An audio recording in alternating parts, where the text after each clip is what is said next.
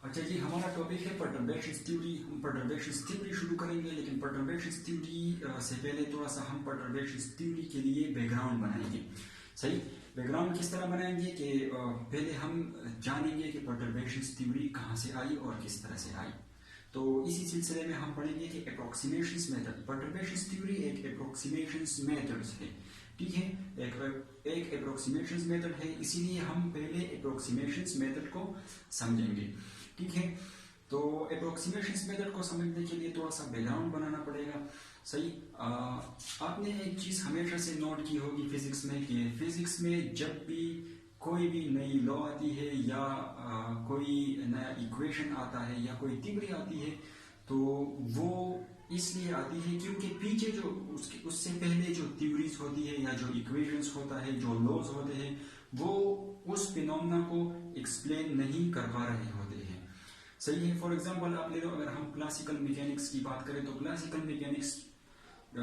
Mechanics एक बहुत बड़ा ब्रांच है फिजिक्स में और बहुत सारे इंपॉर्टेंस है, बहुत सारे फिनोमेना को एक्सप्लेन कर पा रहा है। लेकिन दो जगहों पर जाकर क्लासिकल जो मैकेनिक्स है वो भी फेल हो जाता है। एक, जब किसी ऑब्जेक्ट की speed comparable to speed of light होती है। इस प्रॉब्लम को सॉल्व करने के लिए फिर क्या हुआ, एक नया ब्रांच बना, स्पेशल थ्योरी ऑफ रिलेटिविटी। सही, इसके अलावा जब हम एटॉमिक रियलम पे गए, जब हम एटॉमिक लेवल पे गए, जब हमने चीजों को एटॉमिक लेवल पे स्टडी करना शुरू किया, तब वहीं पर भी जाकर क्लासिकल मैकेनिक्स फेल हुआ और उसके नतीजे में क्या आया, क्वांटम मैकेनिक्स।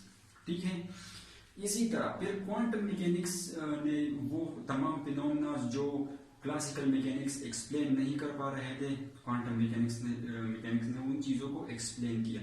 लेकिन आपको मालूम होना चाहिए कि हर एक चीज की कुछ लिमिटेशंस होती है, हर एक चीज बाउंड है, कुछ लिमिट्स हैं।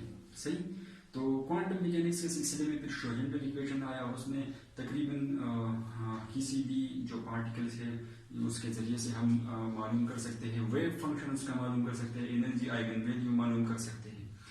ठीक है, लेकिन जैसा कि मैंने आपको कहा कि हर चीज की कुछ लिमिटेशंस होती है।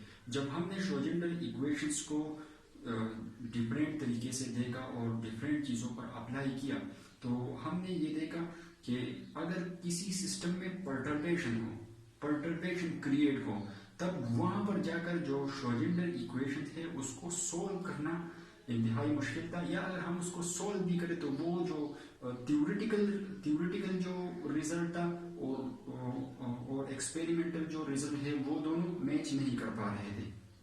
तो यहाँ पर जरूरत पड़ी कुछ ऐसे मेथड्स की कि जिससे हम क्या करें, जिससे हम परटर्ब जो सिस्टम है उनको सोल्व करें और उसके सॉल्यूशन हम निकाल सकें। परटर्बेशन क्या है वो मैं बताऊंगा अभी आपको आगे। सही, तो चले जो बोर्ड पे लिखा है पहले उसको थोड़ा सा समझते हैं। अप्रोक्सीमेशन मेथड है, तो अप्रोक्सीमेशन मेथड में देखो, Schrodinger equation can solve exactly. आपने देखा होगा कि श्रोडिंगर इक्वेशंस में हमने क्या किया, एग्जैक्टली हमने सॉल्व किया था पार्टिकल इन अ बॉक्स। आपने क्वांटम 1 में पढ़ा होगा कि पार्टिकल इन अ बॉक्स, उसके लिए हमने एनर्जी आइगन वैल्यू फाइंड की थी और इसके अलावा वेव फंक्शन भी हमने फाइंड किया था। इसी तरह अगर हार्मोनिक ऑक्सीलेटर ले ले तो उस पे भी हमने क्या किया था, श्रोडिंगर इक्वेशन ने सक्सेसफुली उस जो प्रॉब्लम था उस प्रॉब्लम को सॉल्व किया था।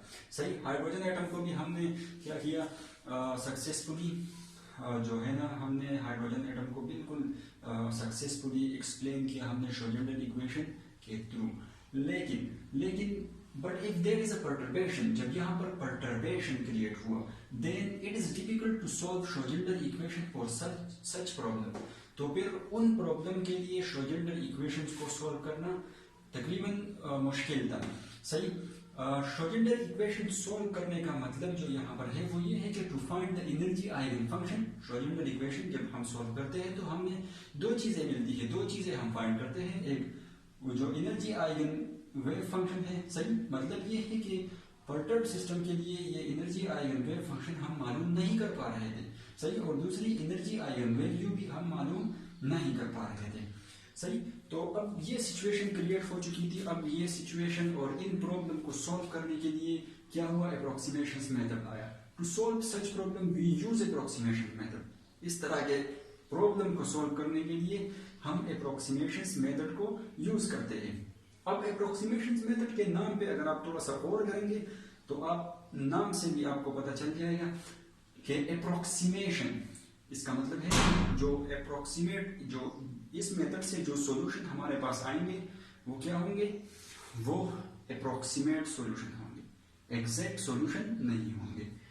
ठीक है, अप्रोक्सीमेट सॉल्यूशन का मतलब ये है कि नियरली एग्जैक्ट होंगे, बिल्कुल एग्जैक्ट सॉल्यूशन नहीं होंगे, जिस तरह से हम श्रोडिंगर इक्वेशन के थ्रू किसी प्रॉब्लम को सॉल्व करके निकालते हैं। श्रोडिंगर इक्वेशन अगर हम किसी चीज पर अप्लाई करते हैं और वो जो सॉल्यूशन देता है तो वो सॉल्यूशन क्या होगा, एग्जैक्ट होगा, सही है। लेकिन अप्रोक्सीमेशन मेथड में ऐसा नहीं है, इन मेथड्स के जरिए जो भी सॉल्यूशन हम निकालेंगे वो एग्जैक्ट नहीं होगा, सही।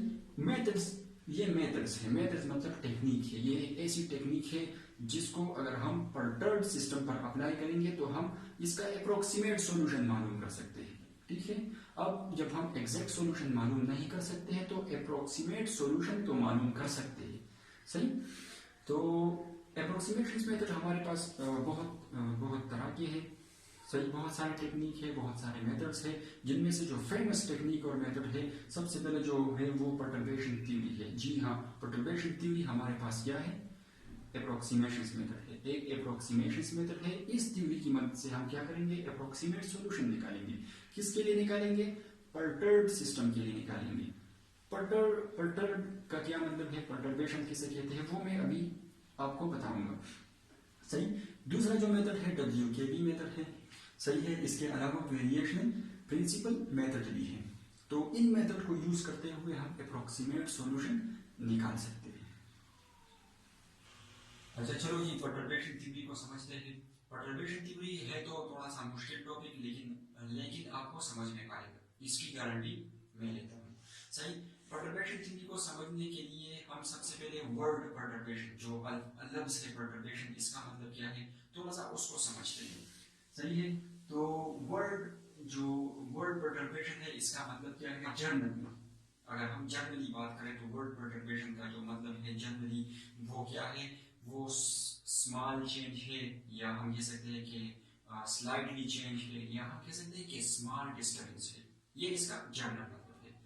अच्छा, जब ये इसका जनरल मतलब है तो फिर क्वांटम मैकेनिक्स में इसका मतलब क्या है, तो क्वांटम मैकेनिक्स में इसका मतलब है, यही मतलब है क्वांटम मैकेनिक्स में भी, कि स्लाइटली स्मॉल चेंज। ठीक है, हम कह सकते हैं कि perturbation mean in quantum mechanics slightly small change. Slightly small change इसका मतलब है, या हम एक और तरीके से इसको डिफाइन कर सकते हैं, या एक और तरीके से कह सकते हैं कि इसका मतलब है कि स्लाइटली स्मॉल डिस्टर्बेंस। ठीक है, लेकिन यहाँ पर सवाल ये पैदा होता है कि स्लाइटली स्मॉल चेंज या फिर स्लाइटली स्मॉल डिस्टर्बेंस इन वर्ड, किस चीज में स्लाइटली स्मॉल चेंज या स्लाइटली स्मॉल डिस्टर्बेंस। तो भाई इसका जवाब ये है कि स्लाइटली स्मॉल चेंज या स्लाइटली स्मॉल डिस्टर्बेंस जो क्रिएट होगा किस चीज में होगा, हैमिल्टोनियन ऑफ द सिस्टम में।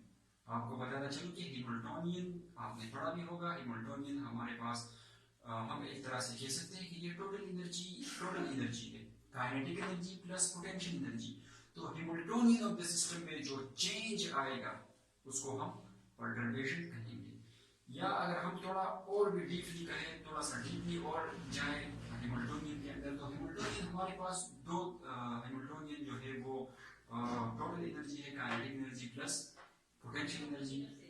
तो फिर अगर मोर डीपली, थोड़ा सा और डीपली हम कहें तो change in the potential energy. More deeply हम कह सकते हैं कि slightly change in potential energy of the system.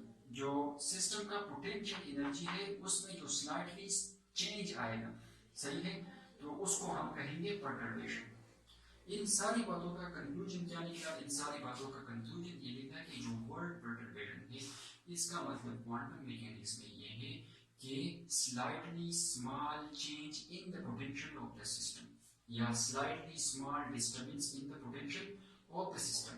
अगर किसी सिस्टम के पोटेंशियल में चेंज आ रहा है, थोड़ा सा चेंज आ रहा है, तो उसको हम क्या कहेंगे कि यहाँ पर पर्टर्बेशन प्रोड्यूस हो चुका है, या यहाँ पर पर्टर्बेशन है, या हम कहेंगे कि ये सिस्टम पर्टर्ब्ड सिस्टम है। ठीक है, तो यहाँ तक आपको समझ में आया होगा। परटर्बेशन थ्योरी को हम किस तरह से डिफाइन करेंगे, चलो एक बार पढ़ लेते हैं।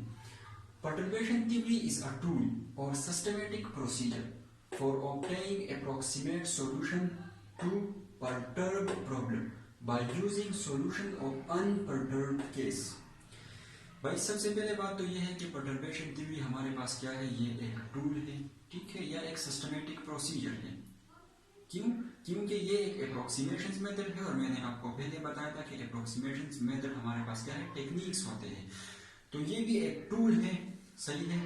टूल है, किस चीज के लिए टूल है, टूल सही, और यह systematic procedure for obtaining approximate solution, approximate solutions निकालने के लिए जो हमारे पास टूल है या सिस्टमैटिक प्रोसीजर है, सही। पर्टर्ब प्रॉब्लम के अप्रोक्सीमेट सॉल्यूशन को निकालने के लिए जो टूल है या जो सिस्टमैटिक प्रोसीजर है उसको हम क्या कहते हैं, परटर्बेशन थ्योरी।